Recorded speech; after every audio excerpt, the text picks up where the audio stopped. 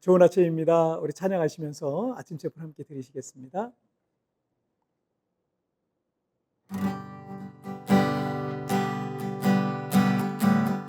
무릎 꿇고 엎드리니 우릴 겸손케 하소서.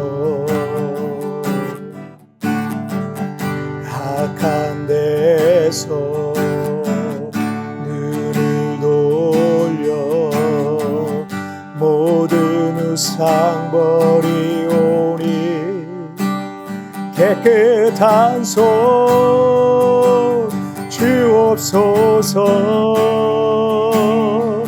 주님만 높여드리기 원해. 정결한 맘 주옵소서. 주님만 높여드리기 원해. 우리 세대로 주의 얼굴 찾게 하옵소서. 오 야곱의 하나님, 우리 세대로 주의 얼굴 찾게 하옵소서. 오 야곱의 하나님.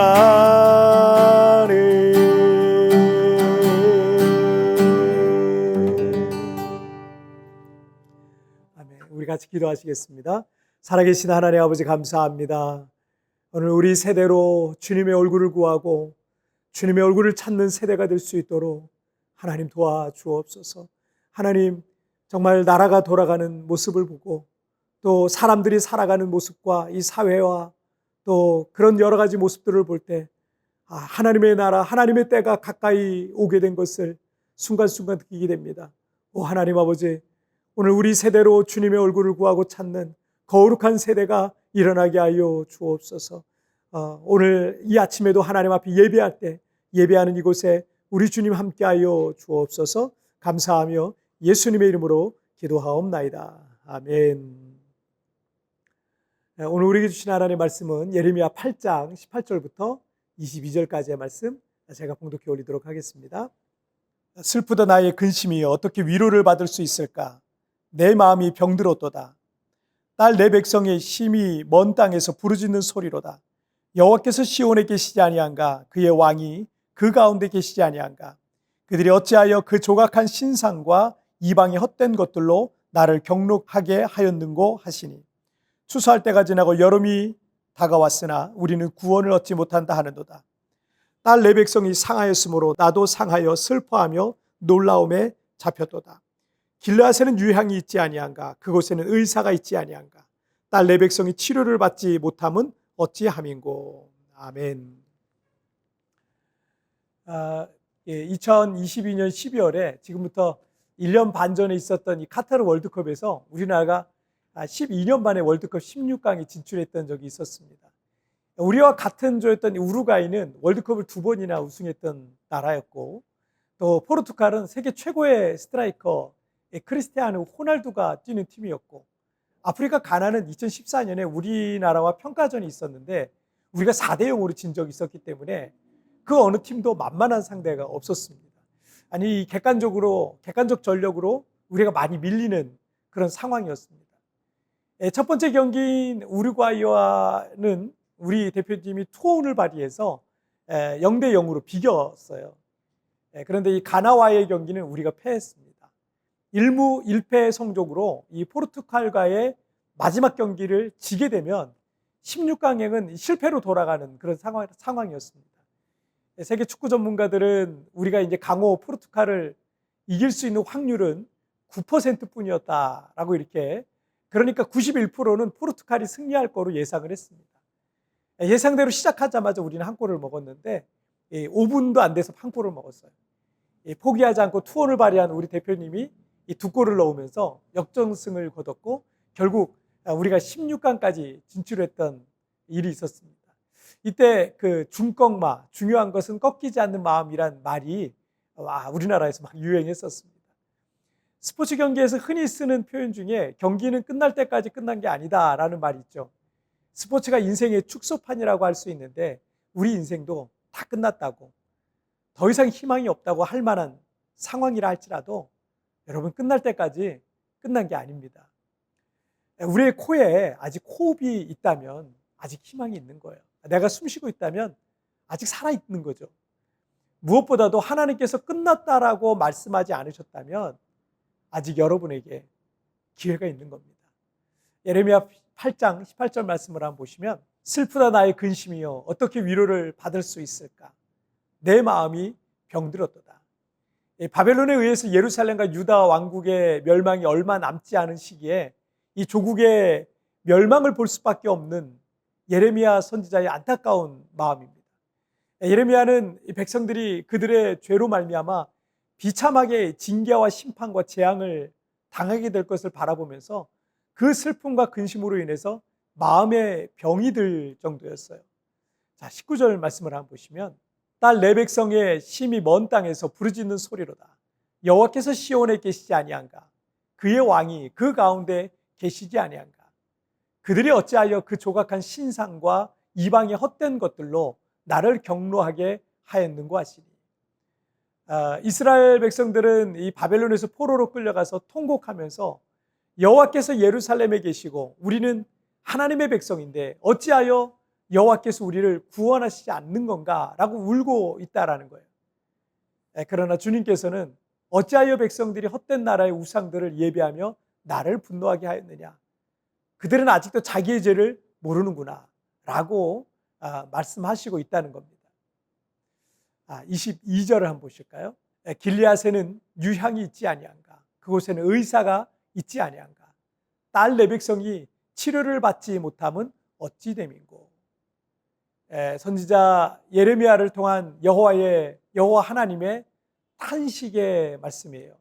유향이라는 것은 당시 치료제로도 많이 쓰였던 귀한 약품을 말합니다. 그러니까 의사가 있고 치료제가 있는데 이스라엘 백성들이 치료를 받지 못하고 점점 그 병이 악화되어 죽어가고 있는 그런 모습, 점점 멸망해가고 있는 이스라엘의 모습을 말씀하고 있는 겁니다.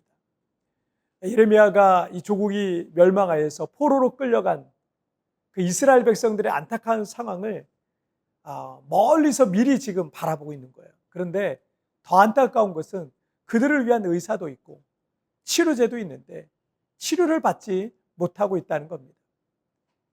그들이 멸망한 이유는 하나님과 그분의 말씀을 떠나서 이방 우상들을 섬기고 세상의 즐거움을 따라 타락했기 때문이었습니다.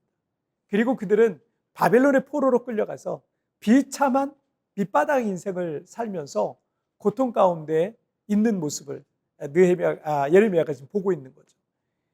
포로 생활 중에 있는 그들은 이 작은 희망의 불씨마저 꺼져버린 것 같고 캄캄한 인생에 작은 희망의 불빛마저 보이지 않는 비참한 상태일 것입니다. 하지만 그들에게 치료제가 없는 것도 아니고 의사가 없는 것도 아니었다는 거죠.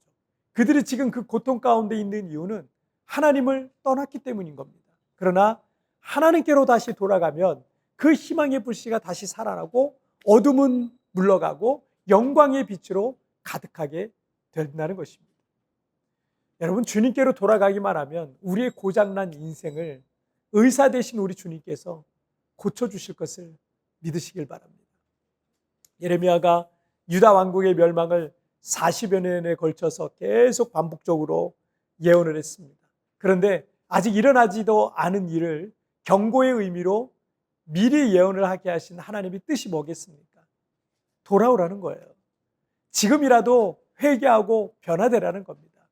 또 예레미야의 예언 이후에 그 예언이 그대로 성취돼서 이스라엘 백성들이 비참한 이 포로 생활을 하면서 고통 중에 있었지만 그들이 여전히 살아 있었고 호흡을 하고 있다는 것은 그들에게 아직 기회가 있다는 거죠. 하나님께서 아직 그들을 죽이시지 않았다면 회개하고 돌이킬 때 하나님은 그의 인생을 다시 회복시켜 주시는 겁니다. 여러분, 아직 여러분의 코에 호흡이 있고 아직 내가 숨 쉬고 있고 살아있다면 하나님께서 우리를 향한 계획이 아직 끝나지 않았습니다. 지금이라도 여러분 회복할 수 있고 새로워질 수 있음을 믿으시길 바랍니다. 자, 우리 같이 기도하실까요? 살아계신 하나님 아버지, 우리가 인생을 살다 보면은 점점 모든 것들을 포기하게 되고 더 이상 의지할 만한, 더 이상 기댈 만한 것이 아무것도 없는 그런 상황을 우리가 만나기도 합니다.